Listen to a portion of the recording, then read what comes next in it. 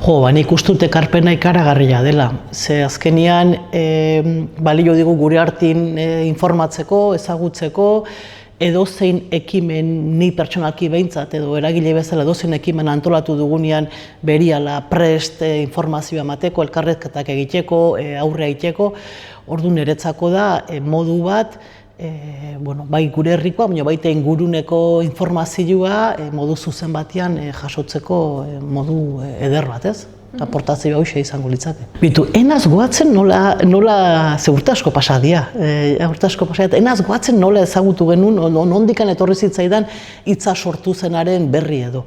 Badakit berehala bazkidein itzala, badakit gurasuak ere bai, eta inguruan ere bazkidein ginela, eta horrek, niri behintzat poza ikaragarria eman zian, ze horrek suposatzen zuen etxera, euskeraz jasotzia, lehen esan duten bezala, gure inguruko oarsoaldeko informazio, gila da oarsoalde hemen gaude, baina askotan pasaiko gauza, lezoko gauzak urruti gelditzen diaz.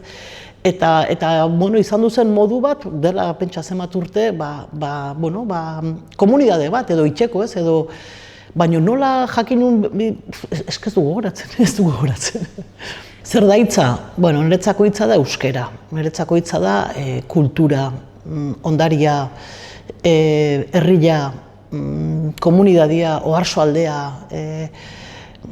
balore batzuk, informazio bat, baina informazio edo komunikazio horrez gain, lehen aipatu dituden gauza horiek guztiak, ezin dugu ahaztu niretzako behintzat, euskera, kultura, ondaria, herria, oarsoaldea, oarsoalde askotan urruti gelditzen zaigu, eta nik uste dut hitz guzti horiek eta balore guzti horiek transmititzen ditula, ez?